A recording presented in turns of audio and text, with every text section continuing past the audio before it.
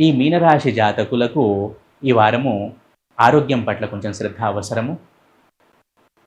తలనొప్పి, ఈ sinus, migraine వంటి సమస్యలు ఇబ్బంది పెట్టవచ్చును. శిరోవేదన అనేది ఉంటుంది, కొంచెం జాగ్రత్తగా ఉండాలి. అలాగే ఆర్థికపరమైన విషయాల్లో ప్రణాళికాబద్ధంగా ఉండండి. సాధ్యమైనంతగా మీ జీవిత భాగస్వామికి అప్పచెప్పండి. మీరు ముఖ్యమైన నిర్ణయాలు ఏమీ తీసుకోకండి ఈ వారంలో. వీలైనంతగా ప్రశాంతంగా ఉండే ప్రయత్నం చేయండి.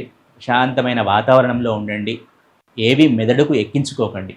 ఏ విషయాన్ని మంచైనా చెడైనా విని వదిలేయండి అంతే. వేడికి స్పందించకండి. అలాగే కుటుంబ సభ్యుల మధ్య అన్యోన్యత అనేది ఉంటుంది. భార్యాభర్తల మధ్య కొంచెం అవగాహన లోపం ఉన్నా కూడా అన్నీ సర్దుకుంటాయి. ఓవరాల్గా చక్కగానే ఉంటుంది.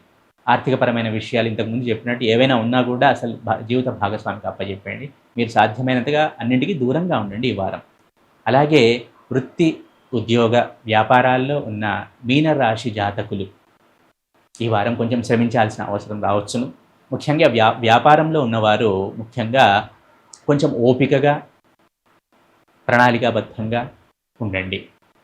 విపత్కర పరిస్థితులు ఎదుర్కోవాల్సిన సమయం ఇది. అలాగే వృత్తి ఉద్యోగాల్లో ఉన్నవారు కూడా కొంచెం ఛాలెంజింగ్ ఎన్విరాన్మెంట్ని ఫేస్ చేయాల్సి ఉంటుంది. ఏదేమైనా కూడా అప్స్కిల్ అవ్వాలి. మీనరాశి జాతకులు అప్స్కిల్ అవ్వాలి. నూతన ప్రయత్నాలు చేయండి. ఎమోషనల్ బ్యాలెన్స్ మెయింటైన్ చేయండి. తక్కువగా రెస్పాండ్ అవ్వండి. ఎక్కువగా పనిచేస్తూ వెళ్ళండి. వేటిని మెదడులోనికి రానివ్వకండి. మీరు చేసే శ్రమ, ఇప్పుడు మీరు చేసే శ్రమ భవిష్యత్తులో చక్కటి సత్ఫలితాలను ఇస్తుంది. ఈ విషయాన్ని గుర్తుంచుకోండి మీనరాశి జాతకులు. ఆరోగ్యం పట్ల జాగ్రత్త అవసరము.